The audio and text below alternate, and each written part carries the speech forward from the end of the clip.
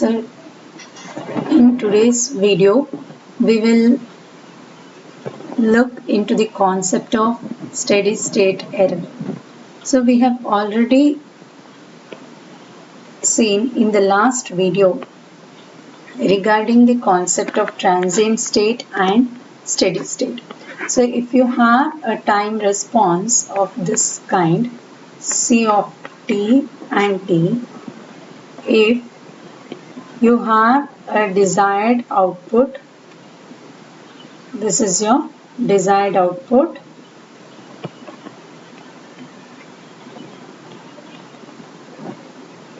and if you have a actual output what you have obtained, this is your actual output.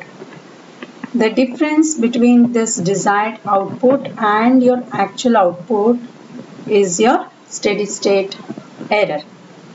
So this steady state error is seen once the steady state is achieved. So initially you will have the transient state which is represented by Ct of t, whereas the steady state is represented by Cs of t. So steady state error is the difference between the actual output and the desired output. So in this diagram now we will have a look into the expression. We will obtain an expression for the error signal which is E of s. So in this diagram R of s is the reference input, B of s is the feedback signal, C of s is the output signal, G of s is the forward path gain, H of s is the feedback path gain. From this diagram we can write E of s is equal to R of s minus B of s. So B of s is the error signal, feedback signal. So we can write E of s is equal to R of s minus B of s is C of s into H of s. C of s into H of s. So this C of s can be written as G of s into E of s. So E of s is equal to R of s minus C of s, the output, it can be expressed as G of s into E of s, then into H of s. So we take E of s to one side. So we can write E of s is equal E of s into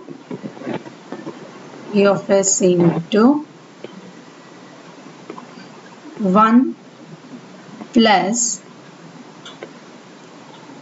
G of s H of s is equal to R of s. So if you rearrange, you get this expression for E of s for non-unity. Non-unity means H not equal to 1, and if H is equal to 1, you get this expression.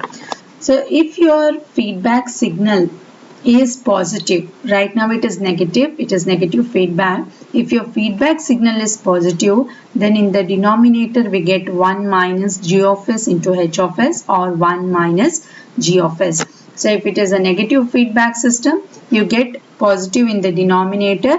If it is a positive feedback system, you get negative in the denominator for the expression of E of s, which is the error signal.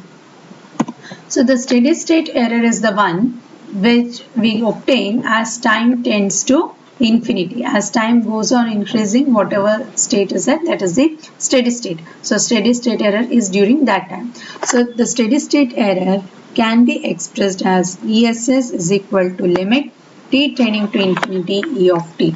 So this is in time domain. We can express it in Laplace domain or frequency domain using the final value theorem. So the final value theorem states that limit f of t as t tends to infinity is nothing but equal to limit s into f of s as s tends to 0.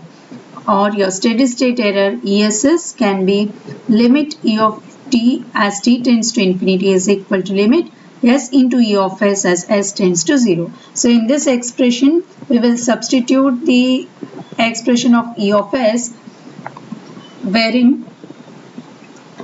we get limit s tends to 0 s into r of s divided by 1 plus g of s into h of s.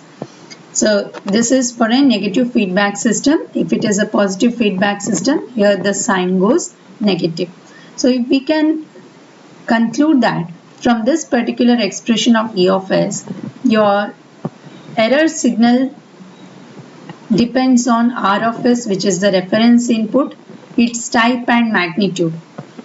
It is what type of input it is, whether it is a step, whether it is ramp, whether it is parabolic. Those are the equivalent signals which we consider for the practical cases. Next, its magnitude. Next is the open loop transfer function g of s, h of s, and it also depends on the non-linearities of the system. Non-linearities in the sense it can be some friction, it can be any other kind, saturation, backlash. So those kind of any non-linearities which exist in the system. So how your steady state error varies with type of the reference and magnitude, we will look into the next video. So today we will study what is the effect of input on the steady state error. So the input R of s, the type and the magnitude. We have seen that the standard test signals which we use are step, ramp, impulse, parabolic signals. So first we will look into what is the effect of a step input on the steady state error. So the step input R of t, step input R of t is equal to magnitude A for t greater than or equal to 0. So we will consider R of t equal to A magnitude. So R of s becomes A by S. We know that the steady state error is given by ESS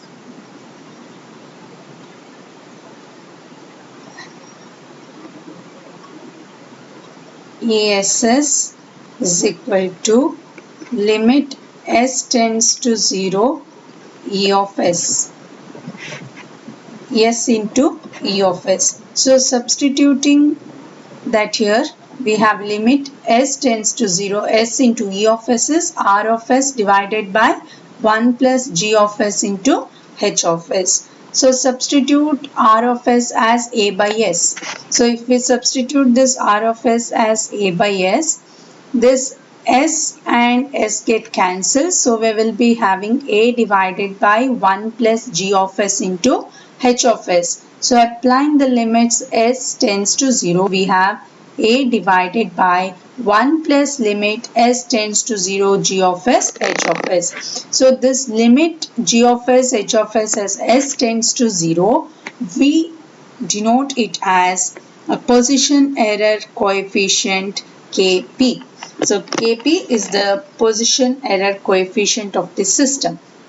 So whenever we are applying a step input of magnitude A, the steady state error is controlled by its magnitude as well as the position error coefficient, which is limit g of s h of s as s tends to 0, where g of s into h of s is the open loop transfer function.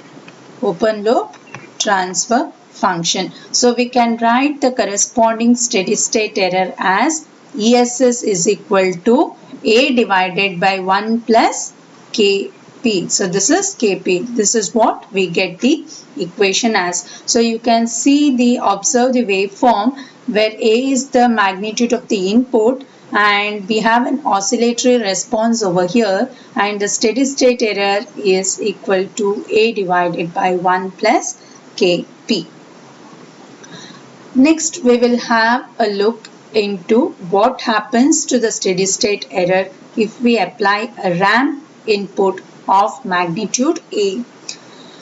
We know that the ramp input is it increases as the time increases. So we can see a linear line over here. So this R of S is equal to A by S square. So in the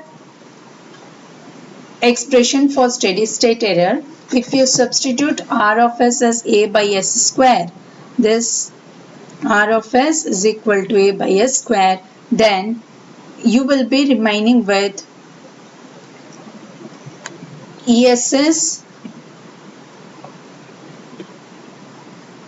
You will be having ESS is equal to limit S tends to 0 on substituting R of S as A by S square. We get ESS is equal to limit S tends to 0